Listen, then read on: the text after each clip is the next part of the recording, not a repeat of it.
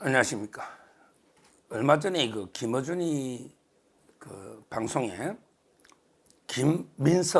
김민석이면 이제 수석 최고위원이잖아요. 김민석이가 이제 출연을 했어요. 출연 이제 쭉 하니까 김어준이가 그때 뭐라고 했냐? 김민석이 보고 이제 매주 나오세요. 매주 나오라 이런 식으로 명령적으로. 야, 김어준이가 이게 수석 최고위원한테도 매주 나오라면 이게 매주 나가야 되는 이런 게 권력 구도입니다. 거기에 한번 나가보고 싶어 줄 수 있는 옛날에 여자들 왜 이현주 뭐 이런 봤죠? 앙지령 큰절하는 거 차렷 경애 큰절하는 거 봤잖아요. 이거 보고 이게 또 자존심 상한 사람들이 많은가 봐. 개딸들이 지금 김어준이를 엄청나게 물어뜯거든요. 개딸들은 이제 김어준이가 친문 문재인계로 봅니다. 그러니까 이제 김어준을 계속 공격하고 김어준이가 이제 김민석이한테 명령적으로 매주 나와라 이러니까 이제 그걸 막 비난하니까 여기에 또 이제 문성건이가 참전했어요. 문성건 하면 이제 문익환 목사 아들 있잖아요. 그것이 알고 싶다 진행한 배우 있잖아요. 옛날에 이 사람은 이제 옛날에 노무현 때 노사모 이 사람이 그러더라고. 김어준한테 이제 자존심은 좀 상하지만 그래도 이게 김어준이가 또 기여하는 게 있으니 힘을 빼야 된다. 김어준의 힘을 빼야 된다. 뭐 이런 이제 글을 올려놨더라고. 야, 김어준이가 이제 야당에 얼마나 힘이 세면 문성근이까지 나서서 김어준의 힘을 빼야 된다. 뭐 이런 이제 글을 쭉 올려놨는데요. 하여튼 이걸 보면 이제 김어준의 위세가 좌파 내에서 상당합니다. 그래서 요즘 이제 평론가들 정치 평론하거나 방송하는 분들이나 자주 모이면요. 이제 이런 이야기도 많이 야당의 진짜 실세가 야당의 권력 서열이 어떻게 되나? 지금 현재 좌파의 권력 서열이 어떻게 되나? 이런 이야기를 많이 나누는데요. 거의 생각이 일치합니다. 거의 일치합니다. 이제는 이제 문재인이나 이건 이미 죽은 권력이에요. 문재인이나 이쪽은 이게 이미 죽은 권력이에요. 뭐 김경수, 김부겸, 김동연 있어도 이게 안 되죠. 지금 대부분의 정치 평론가들이 판단하는 데 야권의 권력 서열은요. 1등이 이해찬입니다. 이해찬. 그 다음에 2등이 이재명.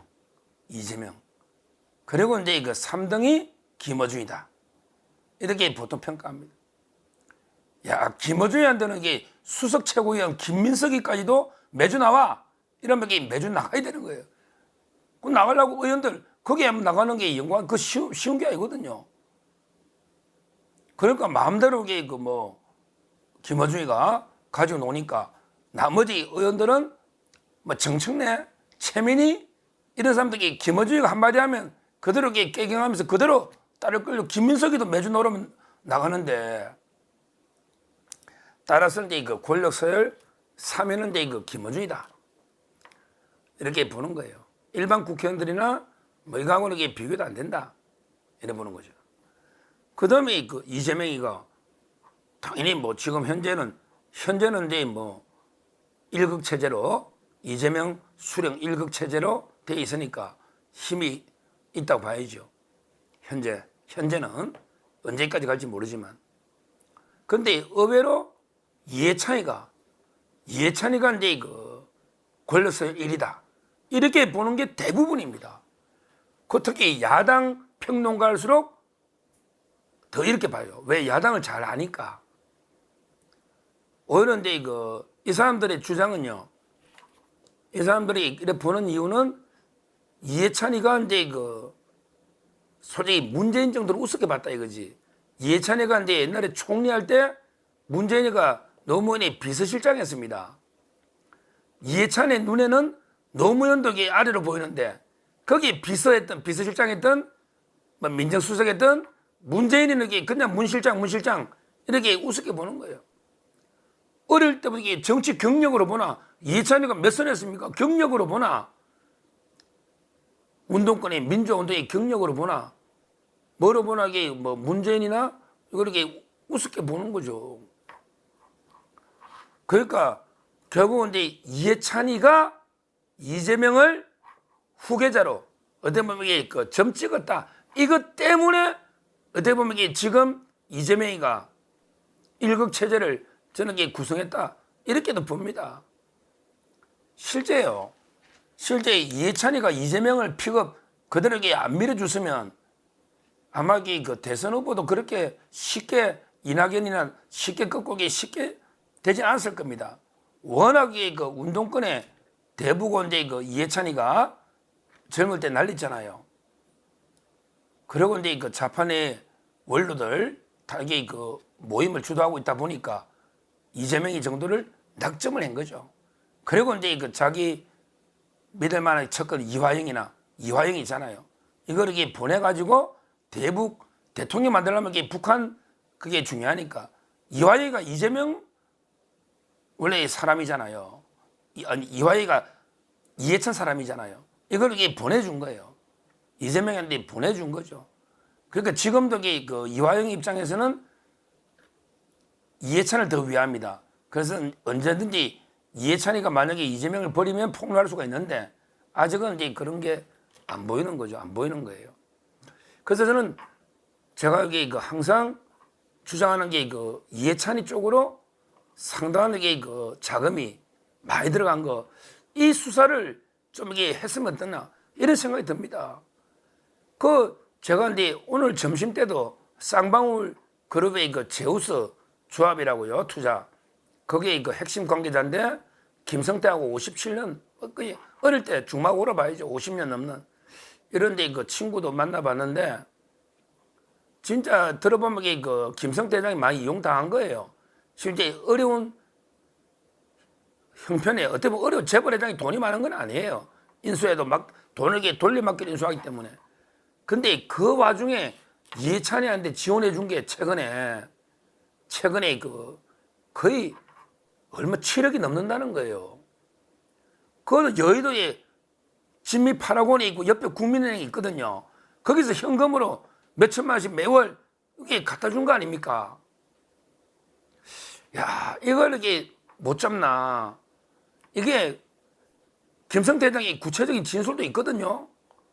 그런데 이제 보강 증거 때문에 보통은 뇌물은 줬다면 준 건데 이게 참 이게 검찰이 워낙 일은 많기는 많지만 저는 이 부분을 이게 수사를 해서 어떻게든 이게 이해찬이를 잡아버리는 게 이게 핵심인데 그렇게 많은 돈이 갖고 준 사람이 줬다고 다 인정하고 있고 그 다음에 실제 사무실이 있었고 그 다음에 어느 은행에서 돈 뺀 것도 있고 이게 보통 사람 같으면 그냥 바로 압수수색이나 다르게 소환 조사 되거든요. 뇌물을 줬다고 한 사람만 말고 말만 가지고 되게 유죄가 나오는 게 99%입니다. 왜냐? 준 사람도 처벌되거든요. 준 사람도 처벌되잖아요. 근데 물론 이제 법리적으로 이게 뇌물이냐 정치자금이냐 또 따져봐야 될 부분이 있고 그런데 뭐 정치자금이라 하더라도요.